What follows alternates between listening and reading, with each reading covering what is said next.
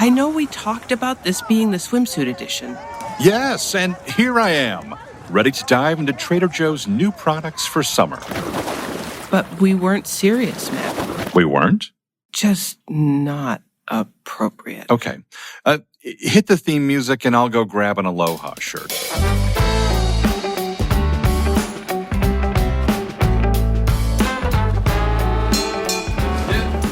I'm Tara Miller, the director of Words and Phrases and Clauses. And I'm Matt Sloan, the marketing product guy. It's summertime. Time to grill some kebabs, butter your body, sparkle your water, chill your barbecue sauce, and dare to eat a peach. You looked at the list. That's pretty much sums up our new products. Okay, let's start with returning summertime hits. And first on that hit parade list, lemon baton wafer cookies. They're so good. Those are I'm going to read right from the canister, that cylinder tube-like container, delicate rolled wafers filled with lemon-flavored cream. They're light, they're bright, they're crispy. It's been a while since I've had these, so here we go. I want to give them a try because I remember... I like how the lid kind of rang like a small bell. There we go. 24 hours later... Oh, they're so lemony smelling, but not like artificial yucky household cleaner lemon. Like it smells like actual lemons. I'm going to say that smells like Meyer lemons folded into creme fraiche. There's a little tangy, lactic kind of back note to that aroma. Lemon baton wafer cookies are back, but not forever. Another one that's back just for the summer season is key lime tea cookies, which they're shortbread cookies, just like on the package it says with powdered sugar. I think of those as summer's pfeffernuss because of the danger factor of the powdered sugar. Like if you inhale sharply with one of those near your mouth, be careful. And then all of a sudden I'm in a powdered sugar coma or something, so I have to be careful. What should we try next? I'm the loud package opener today, so you open up the box and there's a little bag. Oh, this one was so easy to open. Yay! It's because you've been working out. We've kind of made a thing out of key lime at Trader Joe's. I mean, we have the key lime tea cookies. I can see the letters coming in now. Dear Trader Joe's, you did not invent key lime. Well, we made a thing of it. We made a thing of it in our stores for the summertime because our key lime pie is such a... Like, that comes back every summer, and people are so excited about it. And then people are kind of annoyed with us that we take it away in the off-season. We'll admit that. And then this year we have another key lime product, right? We have key lime kettle corn. I'd like to issue a challenge for us. I want more key lime things. Like, I want like a key lime beverage, like a key lime limeade or something. I think that would be good. That's a very cool idea. You know what else is coming back that I get so excited for every summertime? Stone fruit, specifically peaches, nectarines. We've got those. It's a 4-pound box. They're ripened a little longer than sort of traditional grocery store fruit. And that level of ripeness means a slightly softer piece of fruit. And that's what brought about the need for that box. So the box isn't just cute, although it certainly is, but it serves a functional purpose. It protects that fruit. I love to buy those boxes because, at least in my house, it sort of encourages every single person in the house to just grab a piece of fruit because there's something about them being in that box that just everyone gravitates towards it. So I'm thinking of J. Alfred Prufrock, as I often do. He's wearing white trousers. He's walking the beach, wondering should he dare to eat a peach. He's heard the mermaids sing each to each. I'm wondering, peach or nectarine? Do you have a preference? Yes, I do. Nectarine for sure. Really? I'm one of those people who likes them a little firmer, and I feel like nectarines taste better when they're firmer than peaches do. Totally agree. A nectarine is a great crunchy thing, and a peach is better, a little softer. 4 pounds of fruit for $6.99. I don't know. I think that's a pretty cool thing that we've had how many years now? Oh, goodness. I mean, probably getting close to 10 years, maybe even longer. Hey, Matt, before we move on, let's head outside and get the grill started so that we're ready to do our cooking. Let's take this podcast outside for a few minutes. It's hot. We're ready to grill. Right. Matt, tell me what we're putting on the grill now. So what's that? We have from the fresh meat category, we've got a couple of kebab products. So The first up is choice grade, USDA choice grade Angus tri-tip kebabs in sort of a sweet and savory marinade. Interesting, with a tamarind-based sauce. So that's really good. And wow, just dropping those on the grill, that smells incredible. And then we've got a chicken thigh kebab with sort of a Thai-style coconut curry sauce. And these are on very thick bamboo skewers, thick so that they hold up and don't burn and completely fall apart with the heat of the grill. I'm thinking that we're just going to cook them on one side, turn them over, and they should be done. They should cook relatively quickly. There's a ton of meat on these skewers. Like, there's 2 skewers in a package, and it's a pound of meat. Yeah, that's a lot. And it's just meat, so there's no veg or things like that. I love the visual of adding vegetables, but they cook at different rates, and it's just a tricky thing. So this is just 2 skewers, 8 ounces each, 8 ounces of choice tri-tip or 8 ounces of chicken thigh with those flavors, those marinades. Very convenient, very, very easy. We're also going to try to grill a garlic bread cheese. Now, this is kind of going to sound a little crazy because it's not bread, it's cheese. So the package directions on the cheese say to microwave it or saute it in a pan, and we're like throwing caution to the wind and putting it straight onto the grill grates to see what happens. Because why not? Right. Because why not? You can see the cheese, you can see it softening. Like, it's definitely not melting into the grate, but you can see the texture of the cheese kind of softening in there. And so this is not a free-flowing, melty, ooey gooey cheese. This is a cheese that has been made to withstand some heat. It's a low-moisture cheese. We talk about this served with like a red sauce, like a marinara, but I'm going to say make a version of caprese salad. This garlic bread cheese on the grill is going to come off probably first. So how about while the kebabs are finishing, we try this garlic bread cheese? That is a tasty, tasty cheese. I don't really understand how it tastes like there's bread here, because it kind of tastes like it's a sandwich, and it's really just the baked top of the cheese. It's that browning. It's that Maillard reaction. It's sort of the caramelized flavor coming through, and so this is probably closest to or modeled after a Finnish baked cheese. It's got a lot of letters. I think it's pronounced like hustalopa or something like that, or hustalupa. Someone will tell us. I'm probably putting the emphasis in the wrong place, but it's J-U-U and then a bunch of other letters. After that, Finnish bread cheese. Is it wrong for me to say I'm going to finish this bread cheese? No, because it's really good. And vampires beware, because there's a lot of garlic, so you will have no problems with any vampire activity. How are we doing on these kebabs? So they got a couple more minutes. Let's pop back inside. We can run through a couple more products. That'll leave just enough time for these kebabs to finish off perfectly. What should we try next? There's so many new products. I'm thinking something summery, and actually, we've got this really interesting, very limited, very special body butter coming out. Brazil nut body butter made with acai and guarana extracts. It's modeled after something that some people might have experienced elsewhere, and it's this luxurious, creamy coconut oil-based body butter.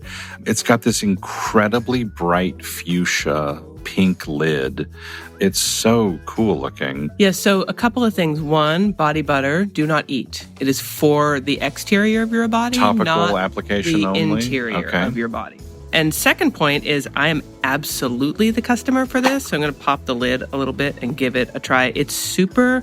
Would you say whipped? I would say whipped, because I was going to say it's fluffy. I'm rubbing this into my hands and on my arms, and I love the scent. It's because it's not a really strong scent, but it's a really lovely scent. And it's made with Brazil nuts. Brazil nut trees grow like over 100 feet high, and they're incredibly long-lived trees.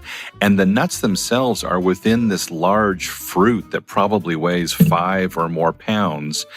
And you harvest them after the fruit falls. So tree greater than 100 feet tall, 5-pound fruit falling. I don't know. It's like, good grief. That is a dangerous situation. Okay, but the body butter, not dangerous at all. I guess like if you're on the beach and in Rio, you have to like tone up your backside. This is the stuff. Another thing that's not edible for humans, I mean, I guess it is, but it's intended for non-humans, are these new deli-style corned beef flavored dog treats. The dog days of summer. 9 out of 10 dogs would eat corned beef well past St. Patrick's Day. Some dogs are picky, so there are treats that some dogs just won't eat. These were approved by many dogs here at Trader Joe's. All right, you can make a Reuben sandwich for your dog. I was thinking that, actually. Okay, next up, and I guess under the general heading of upping our gummy game, sweet and deliciously fruity gummy candies. It is vegetarian. Classic gummies are made with a gelatin and animal byproduct base. These are not. These are vegetarian. Texturally, these are very close, dare I say, identical to that classic gummy, toothsome texture. So you might say, Matt, why are these existing if you already have Scandinavian swimmers? Matt, why are these existing if you already have Scandinavian swimmers? Great question. Here's why. They're different. Scandinavian swimmers are like that favorite fish that we all love, texturally a little softer, an easier chew, less toothsome. These sweet and deliciously fruity gummy candies are a little bit of a workout, chewing-wise, in a great way. And the flavors on these are interesting because the flavors used have actual fruit components in them. So you'll see specific fruits called out. Pineapple, mango, grapefruit, watermelon, blueberry. So actual pineapple was used in the pineapple flavor, and it tastes like a pineapple. The flavors are excellent. I have the watermelon one in my mouth right now. There's a real point of difference here. Oh, the pink grapefruit one's really good. Yeah, so good. We're hoping that people like them and that they get to stick around because I think that they're a great product, but we'll see. I want to go back into sort of like grocery stuff. If you look at the rice section of our grocery aisle, you'll find jasmine rice and basmati rice and sort of more, not exotic rices, but not the things you find in a traditional grocery store so much. And this newer product is kind of more like what you'd find in a traditional grocery store. If it was the greatest grocery store on earth. It's Calrose rice. All rice starts out as brown rice. White rice has had that outer bran, the hull, and the oil removed, and probably originally that was done for shelf life purposes. They're a medium grain rice, and what that means, it has to do with the ratio of length to width. So a medium grain rice is 2 to 3 times as long as it is wide. I really love the flavor of this rice. There's something very, very clean and very simple about it, and when you cook it, it's simultaneously fluffy and a little sticky, which to me is perfect. You could make risotto. You could make paella with it. This would be great with a poke bowl. It's really wonderful. Okay. Cold brew barbecue sauce? Cold brew barbecue sauce. I'm going to open the bottle. We have a new barbecue sauce. It's made with coffee. And before you say, Matt, that sounds totally nuts. Matt, that sounds totally nuts. No, before you say that. Remember, we also have that returning spice, the barbecue rub and seasoning with coffee and garlic. So wonderful. That coffee flavor works so nicely on grilled things. This cold brew coffee barbecue sauce makes me think of Creole coffee, chicory, and molasses, of course. And there's a lot of cold brew coffee in this barbecue sauce. You can really taste the coffee, and you can really smell the coffee too. I would say that would actually be a great dipping sauce for our gluten-free chicken nuggets, and obviously brushed on some chicken at the end of a grilling session as well would be pretty cool. Sure, or on a burger. It's supposed to be here at the end of June, and this episode will first air at the end of June, so that actually might work. Yeah, that works out. Hey, let's head back outside to see how those kebabs are doing. I'm actually enjoying the slight smell of wood smoke that's coming from the kebabs, like the skewer sticks sort of slowly charring on the very ends there. I like that smell. Are we ready to cut into these things yet? I think so. Yeah? The beef. Oh my gosh. That's delicious. It's not overly sweet. It has a nice tang to it. There's a teeny little kick. Like, it's not entirely without heat. There's a smidge of heat there. But I wouldn't call it spicy. All right, so that was the sweet and savory beef kebab, the choice Angus tri-tip. So tri-tip, I don't know why, I never thought of tri-tip as something to put on a kebab, but it makes perfect sense. And nice and lean and also tender. So there's not a lot of stuff that you wouldn't want. And because the beef kebabs, because they were so lean, even over the open flame, not a lot of oil or fat flare-ups, so pretty easy to successfully cook on the barbecue. And then here's the chicken. That's that Thai coconut curry spicy chicken. It's the thigh meat. Lemongrass. Am I tasting lemongrass? Is that in there? That's so good. It's really tender. Sometimes thighs can be a little on the fatty side. I'm not getting any of that here. Like, the meat has been so well trimmed. That kind of, to me, tastes like classic Thai red curry as barbecue chicken skewer. Right. So I think this chicken would be really terrific on a salad, either warm or cooked and refrigerated, because it just has so much flavor. I think with a whole bunch of greens, it would just, like, you almost wouldn't even need a salad dressing. Wow. So those are good. Good and easy and tasty. Okay, let's go back inside or I'm going to eat all of this steak. Matt, I'm so glad we got to go outside and get some grill time because I'm so excited about those kebabs now. I cannot wait for them to arrive in stores. They are just delicious. Let's move on. We have a bunch of new snacks coming in. First one is something that might sound a little strange to you. It is a box of crackers. They are called strawberry and jalapeno crisps. We've done a lot of these crisps, and the name is innocuous. But if you think of the things that look like little tiny slices of bread, and that's actually how they make these. I would love to take everybody on a factory tour of this place because they make these like really long but really tiny loaves of bread, and then they slice them and then they bake them a second time. So it's almost like a biscotti process. And calling them a cracker is probably a bit of a misnomer, although the use is most like a cracker. And you can eat them straight out of the box for sure, but you can also dip them in all kinds of dips. You can put cheese on top of them. There's like a seedy, fruity little slice of toast. It's They're so cute. Seedy, like your favorite bar. Let's test the crunch. They're very crunchy. This just feels like it'd be perfect for lazily lounging on a lawn in the late afternoon when you've got things that you know you should be doing, but darn it, have another strawberry jalapeno crisp and just relax. That is what I'm talking about. It's going to be my weekend. And people will say, what else is new? Tell me something we don't know. What else is new? Tell me something we don't know. See? Well, tell me something about something else that's a little spicy, man. Well, Hatch chilies. Wonderful Hatch chilies from New Mexico, from the Hatch Valley, and popcorn. Two great things that now taste great together because we have a Hatch chili cheddar seasoned popcorn. And just great popcorn. I love popcorn. So it's chili, cheese, and corn. It's almost like a tamale in popcorn. And there are sort of two styles of popping corn used for most snacking popcorn. There's a mushroom or a butterfly. The mushroom is sort of like round, like a nimbus cloud, and the butterfly popcorn spreads out like almost like it has wings. And I'll be darned if I can figure out which one this is. It's somewhere in between. It's like a flutter shroom or something.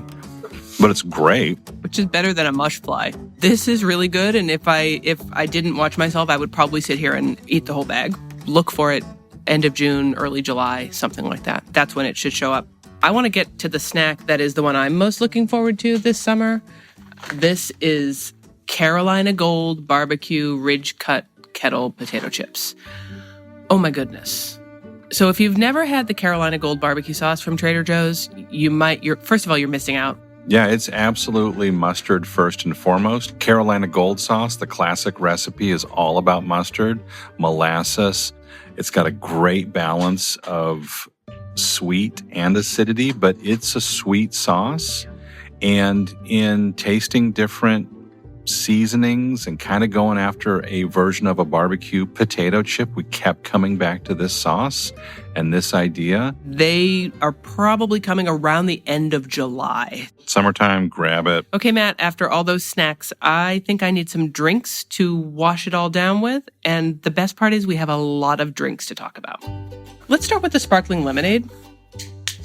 It's lemonade o'clock somewhere. It is right here. It says contains 12% juice. Well, if it was 100% juice, it'd be 100% undrinkable. So The ingredients here are just carbonated water, sugar, and lemon juice concentrate. That's it. And each can has 70 calories. there's some serious pucker power. If you want a sparkly cocktail, it's a great mixer. This would be really great with vodka and an additional twist of lemon, either over ice or just, chilled and straight up, almost like a sparkly lemon martini. You could rim the glass with sugar and do like a sparkly lemon drop kind of thing. But wait, there's more. But wait, there's more. Here's another box of 8-point-something ounce cans. And this is sparkling green tea with pineapple juice. And this one, by the way, has 10 calories in an 8.45 ounce can, which is pretty great.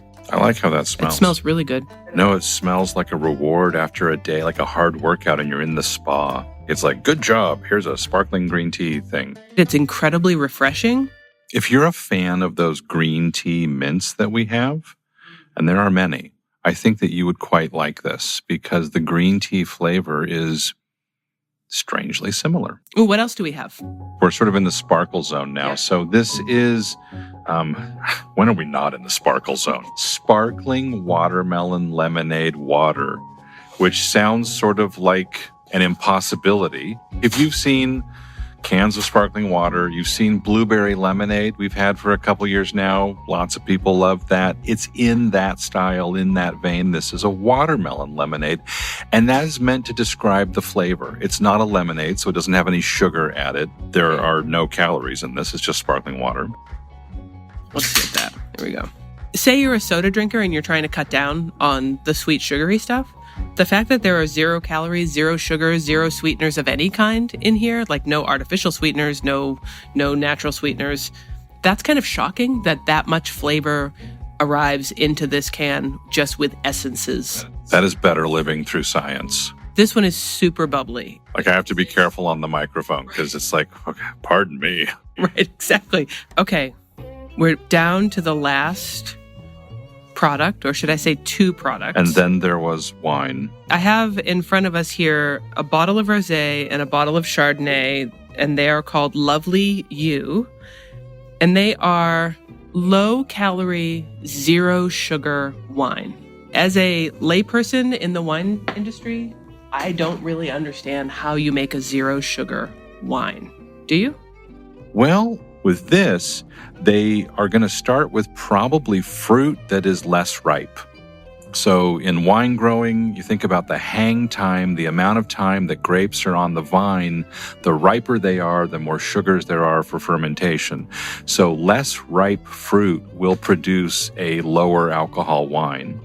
You can also take alcohol out using a centrifuge type of process. You can literally spin off different components of wine and you can pull alcohol out. Both the rosé and the Chardonnay are 0 sugar, 100 calories, and 10% alcohol. So it's a little bit lighter than a standard traditional rosé or Chardonnay. Not that much less alcohol, but a little bit less alcohol. They're easy to drink and fun to have at a party or something like that. I think Lovely You is a great place for us to stop, Matt, because it has been lovely sitting here with you. See what I did there? Act as if you are. Are we there yet? We are at the end of the summer shopping list edition of Inside Trader Joe's. And from all of us here at the Trader Joe's mothership in Monrovia, California, and all of the crew members at your neighborhood Trader Joe's, we hope you have a great summer. And we'll be back with another podcast before the season is done. So make sure to hit that free subscribe button. It is free and worth every penny. Thanks for listening. And thanks for listening. Thanks for listening. Stop laughing. Okay.